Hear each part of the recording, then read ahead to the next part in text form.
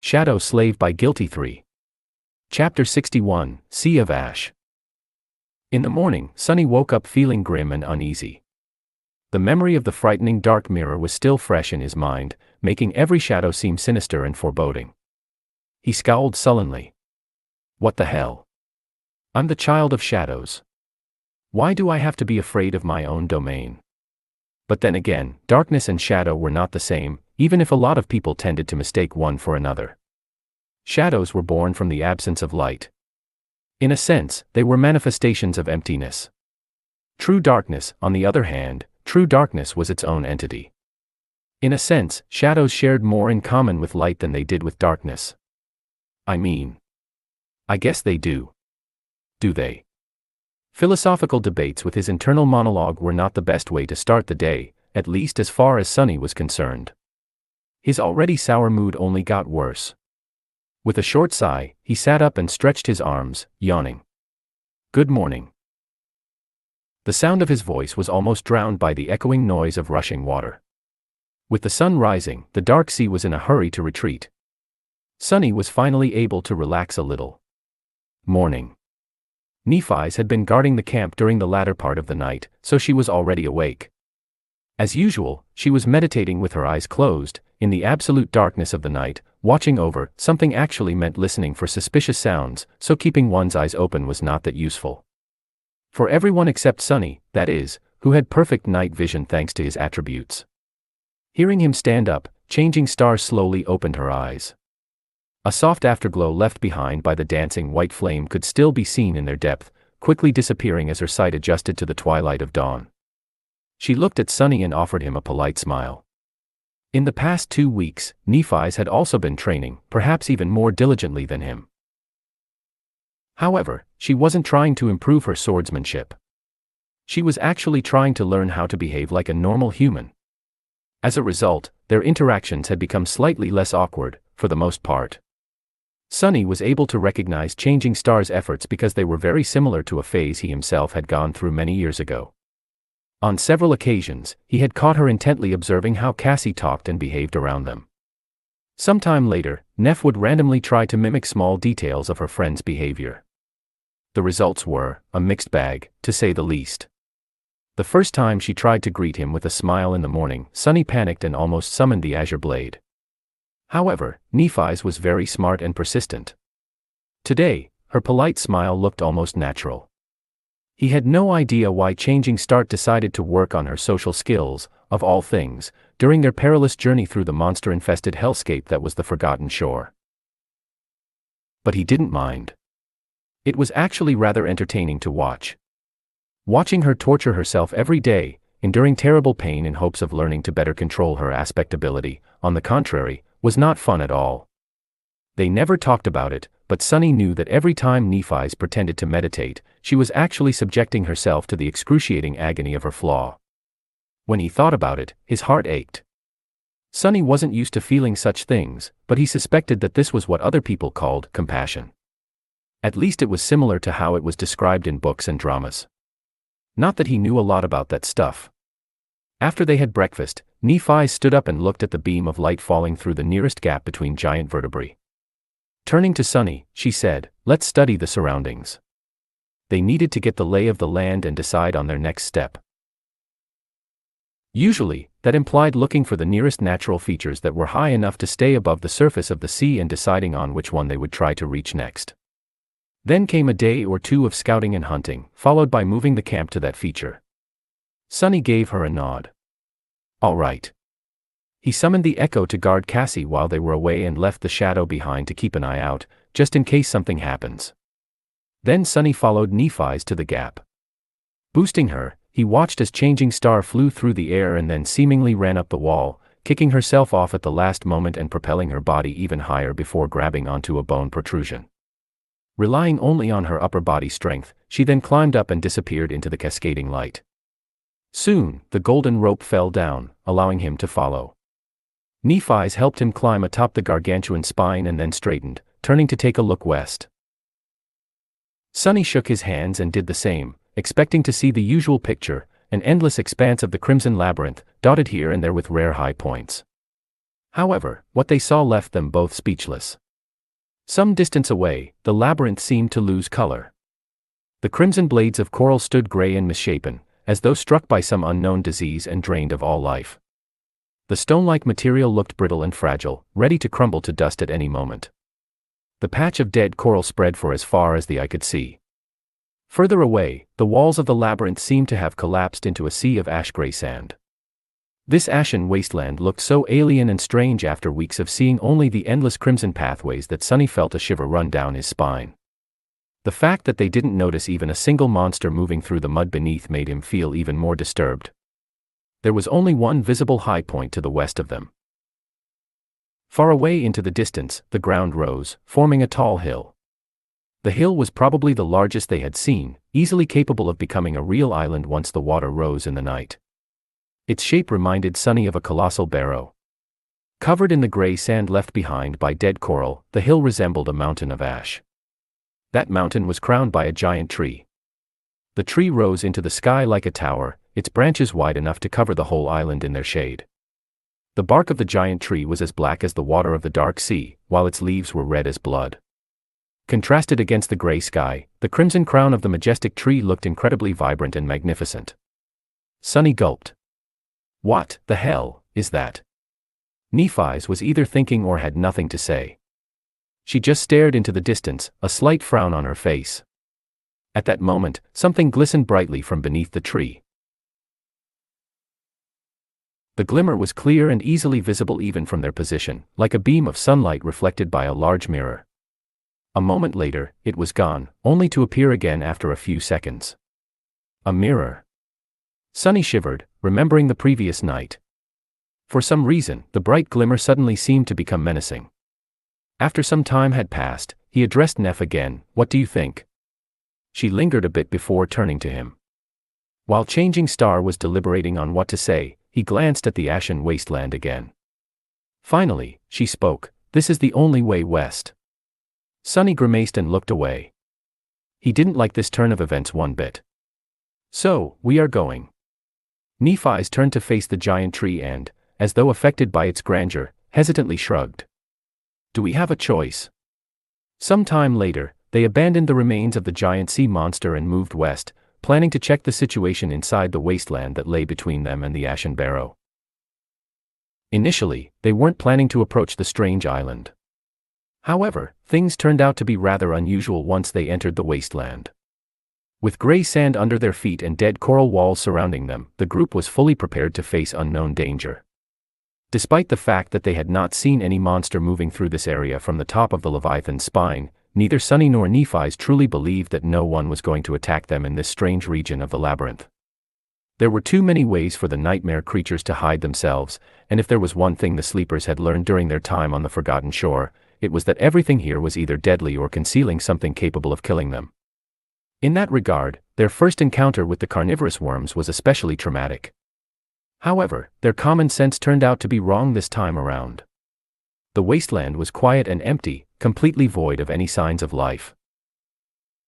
The absence of monsters was, in theory, supposed to make Sonny feel better, but he felt even more nervous than usual instead. This whole situation reeked of danger. It was strange and unnatural. If even the monsters were afraid to approach this place, what were they doing walking deeper and deeper into the wasteland of their own free will? Were they fools not to turn around and run away immediately? Soon, they reached the point where the walls of the labyrinth had crumbled into dust. Now, there was nothing but a vast expanse of gray sand between them and the hill crowned by the giant tree. Nothing could hide on that ashen flat. However, they would also be unable to conceal themselves from anyone's gaze. Sonny glanced at Nephi's. Are you sure you want to do this? Changing Star scowled and lowered her chin. Then, looking forward, she scowled and said, Let's go. Chapter 62, Hide and Seek. As soon as they left the familiar confines of the labyrinth and stepped into the vast expanse of the ashen wasteland, Sonny felt strangely uncomfortable. It was as though he had unknowingly turned slightly agoraphobic while traveling through the complicated madness of the Crimson Maze. He had grown accustomed to being surrounded by tall walls of coral, with endless tangled paths stretching in all directions for as far as he could see. Despite the fact that the labyrinth was hiding numerous dangers, it also offered a strange sort of safety. At least in the case of Sunny, who had the advantage of being able to see beyond its twists and turns thanks to his stealthy shadow scout. Now, with gray sand beneath and nothing to break the line of sight, he had lost that advantage. The idea of not being able to hide from the enemy made him feel naked. Keep cool. There's no one here. That thought, which was supposed to calm him down, had the opposite effect instead. Indeed, there were no nightmare creatures anywhere in the desolate wasteland, but why was that? What made them so eager to avoid this place? Nephi's was walking in the front of the group, with Sunny right behind her. The Echo was in the rear, moving at a slow pace. He looked around and, after a bit of hesitation, said in a low voice, "I don't like this." Nephi's glanced at him with her usual indifferent expression. Turning away, she simply said, "Stay alert." They continued forward in silence, sand squeaking under their feet. A dozen or so minutes later, Changing Star raised her hand, gesturing them to stop. Turning to Sunny, she asked, "Has your shadow noticed anything?" He shook his head. "No. There are some irregularities here and there, like small knolls or shallow pits, but nothing is moving. Mostly, it just seems flat and lifeless."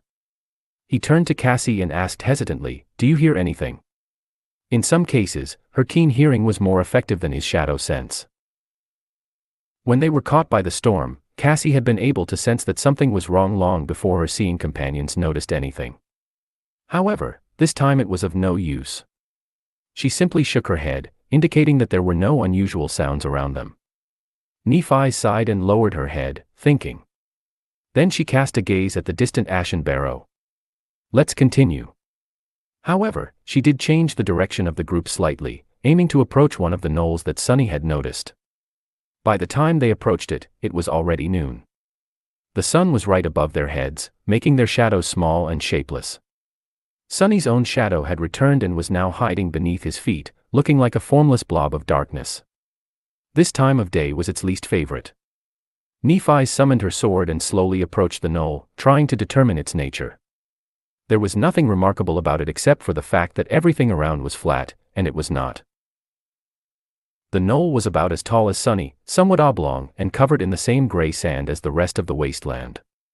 It didn't seem dangerous, but there was no harm in checking, well, most likely. Maybe it could provide them with some useful information. Just as Changing Star was about to stretch her hand and touch the surface of the knoll, Sunny's shadow suddenly noticed something moving in the distance, back at the edges of the labyrinth where they had come from. Acting on instinct, Sunny jumped toward the Echo and hissed to Neph, "Hide." At the same time, he dismissed the hulking scavenger. Suddenly losing her mount, Cassie flung her hands up and fell. Catching her in the Princess Carry, Sunny darted toward the knoll and lowered himself to the ground, placing the blind girl between himself and crouching Nephi's. Changing Star put one hand on Cassie's shoulder and looked at him with a silent question in her eyes. "Danger." Sunny raised one hand with his palm open, telling her to wait. His shadow was already peeking from behind the knoll, carefully observing the source of the movement. Already some distance away, the dead walls of the labyrinth rose from the gray sand. Suddenly, one of them collapsed, knocked over by a massive figure. Surrounded by the cloud of ashen sand, the figure moved forward, stepping onto the flat surface of the wasteland. 8 legs, 2 terrifying bone scythes, black and crimson carapace that looked like ancient armor that had been splattered with blood, another centurion. Sunny silently cursed. They fought these monsters twice before, and won both times. However, that was because each battlefield had been carefully prepared to stack advantages in their favor, with plenty of planning and devious scheming on their part. He wasn't sure that they would be able to kill one in a direct confrontation, at least not without suffering serious damage. Turning to Nephi's, Sunny whispered, "A carapace centurion had just walked out of the labyrinth." She scowled. Cassie, meanwhile, lightly touched his hand and asked, "Where is it heading?" Sunny blinked, then concentrated on the shadow's vision. Soon, he exhaled with some relief. "Looks like it's heading for the Ashen Barrow. If we stay hidden behind this knoll and it doesn't change course, there's a high chance that it won't notice us." Changing Star thought for a second and then nodded. "Keep an eye on it and tell me as soon as something changes." Trying to become as small and silent as possible, the three of them pressed their bodies to the knoll. There wasn't a lot of space to hide, so they had to endure being cramped against each other. Well, maybe endure was not the right word. Sunny might have even enjoyed the situation in other circumstances. What are you thinking about, fool? Concentrate on the deadly monster, he thought angrily, berating himself. But it was so hard to concentrate with Cassie's soft body pressed against his. Deadly monster. Finally able to get his mind out of the gutter, Sunny sighed and focused on observing the Centurion. The hulking creature was moving through the wasteland, slowly drawing closer. Soon, he was able to see every crimson line and every spike on its weathered carapace. However, his eyes were glued to something else. Cautiously held between the Centurion's scythes, a beautiful crystal was gleaming with hypnotic inner light. It was bright and strangely alluring. A transcendent soul shard. They had already seen a similar scene, back when a pair of Centurions were retrieving 2 of such crystals from the remains of the giant shark-like creature. So that was their destination. Sunny glanced at the magnificent tree standing atop the ashen barrow. With its onyx branches and vibrant scarlet leaves, it looked striking and majestic. Like something wholly hidden in the depths of hell. He shared his findings with the group, careful to keep his whisper as quiet as possible. The Centurion was about to walk past their hiding spot. Despite the fact that there was some distance between its path and the knoll, Sunny was still nervous. This was the most dangerous moment. The monster came level with the knoll, then proceeded forward without blinking an eye. He exhaled. It's walking toward the barrow. Nephi's did not relax, still ready for things to go south at any moment. Follow it. Sunny nodded. A moment later, his shadow slid from behind the knoll, sneakily pursuing the nightmare creature. With how much the range of shadow control had improved, he was pretty sure of his ability to tail it to the footsteps of the ashen hill. The Centurion crossed the wasteland with the transcended shard clasped tightly between its scythes. Its bearing was somewhat strange, seeming almost pious. It looked like a pilgrim walking toward a mysterious, sacred site. Soon, it approached the ashen barrow and suddenly stopped, as though afraid to cross some invisible line. Then the Centurion carefully placed the shard on the sand and backed away from it, its eyes turned to the ground. After distancing itself from the gleaming crystal, the massive creature kneeled. Sunny had to rub his eyes to make sure that he wasn't seeing things. He wasn't. The carapace Centurion bent its 8 legs and lowered itself to the ground, submissively placing its terrifying scythes in front of its bowing torso. Noticing Sunny's strange behavior, Nephi's raised an eyebrow. What is it? He hesitated. Wait. At this moment, his shadow, which was safely hidden some distance away from the kneeling monster, noticed a slight change on the surface of the ashen barrow. The bright glimmer they had seen from the top of the Leviathan's spine was back. Only this time, it was even more blinding. The glimmer rose into the air from the shadows cast by the branches of the towering tree and moved, slowly approaching the footsteps of the hill. When Sunny was finally able to discern the source of the shining, his eyes widened. Feeling a cold shiver running down his spine, he forgot to breathe. Chapter 63, Lord of Ashes. Moving through the ashen sand and piles of fallen leaves, a giant monster was coming down the hill. Sunny gulped, his expression turning dark. The creature was as large as a house, with its 8 segmented legs resembling tall pillars. Its form was similar to that of scavengers and centurions, comprised of a crab-like carapace and a protruding, somewhat humanoid torso. However, this was where the similarities between them ended. Instead of chitin, the behemoth's shell was seemingly made out of polished, lustrous metal. It was as though its whole body had been once submerged into a crucible of molten steel, emerging from it encased in an impenetrable suit of shining armor. Beams of sunlight were reflecting from the chrome surface of the carapace, creating the bright glimmer Sunny had noticed. Massive but strangely elegant, the steel monster resembled a giant knight. Sunny was ready to swear that he had noticed the shapes of 7 stars carved into its chest. However, that knight was corrupted and evil. It radiated a sinister aura, like a demon summoned from hell to sow death and slaughter. The polished armor of the creature was covered with long, jagged spikes. Its humanoid torso had 4 mighty arms, 2 ending with powerful pincers, the other 2 with razor-sharp, terrifying scythes. The demon's head was more pronounced than that of a scavenger and crowned with several tall, sharp horns. Its metal face was almost human-like, but simultaneously repulsively monstrous and bestial. Just looking at it made Sunny's skin crawl. That thing is scary. Whatever that creature was, its rank within the Carapace Legion was clearly higher than that of a centurion, not to mention of a lowly scavenger. It was the next step in their evolution. A general or a commander, perhaps. What were they called? Legates? Praetorians? Holding his breath, Sunny watched as the Carapace demon descended from the ashen barrow. Stopping in front of the transcendent soul shard, it looked briefly at the kneeling centurion. The deadly awakened monster shrank under its gaze, as if terrified of the larger nightmare creature.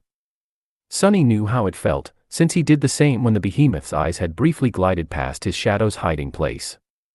Not paying the centurion any attention, the Carapace demon picked up the gleaming crystal and turned around. Then, it unhurriedly returned to the shade of the giant tree's branches. Sunny slowly exhaled. Sunny. What is happening? He looked at Cassie, whose face was full of worry and curiosity. After hesitating for a little while, he said, "There's a new threat. Stay quiet a bit longer, I'll explain later." Back at the footsteps of the tall hill, the Carapace centurion was finally ready to stand up again. Sunny was in a dilemma. He had to follow the monster to make sure that it didn't stumble on their hiding place on its way back to the labyrinth.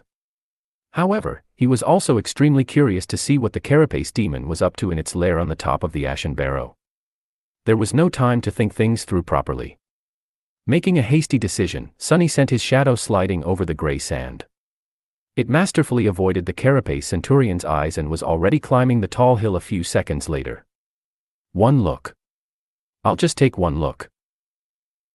Hiding in the deep shade cast by the majestic tree's scarlet crown, the shadow glided up the slope and approached the place where the Carapace demon had disappeared from its sight. On top of the hill, the ground was covered with fallen leaves. The ashen barrow was indeed larger than any high natural feature they had encountered before, vast and spacious as an actual island. However, the traces left behind by the massive creature's pillar-like legs could be easily seen. They led the shadow to the center of the island, where the obsidian tree's enormous trunk was rising from the ground, with its broad roots stretching in all directions. The Carapace demon was standing beneath the tree, looking up at its lower branches.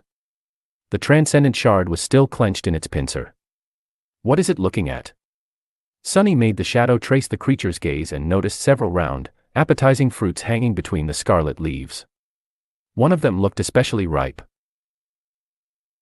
Suddenly, the demon dropped the soul shard into the sand and, completely forgetting about it, raised its body. It stretched a pincer up and gently grasped the fruit, then pulled on it. Without any resistance, the fruit tore off the branch. Holding it as something fragile and extremely precious, the massive creature slowly lowered itself to the ground. Then, it carefully brought the fruit to its mouth and took a small bite. It's eating fruits. This abomination is vegetarian. Bewildered and not quite sure of what he had just seen, Sunny had no choice but to command his shadow to leave and hurry to the base of the hill. The time was up, and if he wanted to catch up with the Carapace centurion, he had to act with haste. Gliding over the fallen leaves, the shadow descended from the ashen barrow and flew back in the direction of the labyrinth, soon catching up with the retreating monster. Phew. Feeling a lot of relief, Sunny made sure that the centurion's route would not put him on the collision course with the knoll they had been hiding behind and finally allowed himself to relax, slightly. He waited until the scythe-wielding monster was completely gone before slowly rising back to his feet. It's safe to come out now. Nephi's and Cassie stood up, stretching and massaging their limbs. Suddenly remembering how tightly they were pressed against each other while hiding behind the knoll, Sunny just barely avoided turning red with embarrassment. That was a necessary measure. He was almost glad that the Carapace demon had appeared at the perfect moment to take his thought away from that situation. What happened? Nephi's looked at him and raised an eyebrow. For once, her expression of indifference did not look very convincing. Sunny glanced at the not-so-distant ashen barrow and shivered. There's danger ahead. We need to return to the Bone Ridge. I'll explain everything once we're safe and sound, back at the camp. She opened her mouth to say something, but then thought better of it and remained silent, simply giving him a nod. The trust they had built was enough for that much, at least. Sunny summoned the echo, tied the golden rope around its torso, placed Cassie's makeshift saddle back on its carapace and helped the blind girl climb to her seat. Picking up the saddlebags, he fixed them back onto the scavenger and took a step away. They were ready to go. Before that, however, Sunny had one more thing to do. Coming close to the knoll, he used his hands to brush the sand off its surface. Soon, the onyx-black surface was revealed beneath. It was the same exact color as the bark of the colossal tree growing from the center of the ashen barrow. The knoll was, in fact, just a small portion of one of the tree's giant roots, raised slightly above the ground in this part of the wasteland. Sunny looked around, trying to calculate the size of the sea of ash. Finally, he was starting to understand what had drained all life from the giant patch of the Crimson Labyrinth. Back inside the Bone Ridge, they were sitting around the fire. The delicious smell of roasting meat filled the air, making Sunny's stomach produce embarrassing sounds. However, it wasn't time to eat yet. He was in the middle of telling the girls about what he had seen. After the centurion kneeled, another carapace creature came from the top of the ashen barrow. Only this one was not one of those we had seen before. It was easily twice the size of the centurion, 6 or 7 meters tall. I can't even imagine how much it weighs. It looked like a moving house. Nephi's frowned, clearly not happy to know that there was such a behemoth barring their way. What's more, its carapace is not made of chitin. Instead, it looks like some strange metal alloy. I don't think we'll be able to cut through it. I also didn't notice any gaps in that monstrosity's armor, not even around the joints. Cassie gulped, turning her head to her friend.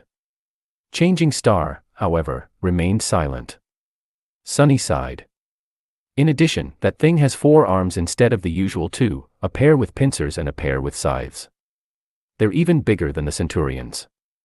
Its carapace is littered with spikes, and it has long horns on its head. It also looks, more human-like. It almost got a face, albeit an extremely ugly one. And its eyes. Well, I think that it is more sentient than anything we had faced before. Nephi's was thoughtful. After a while, she said, it is probably an awakened demon.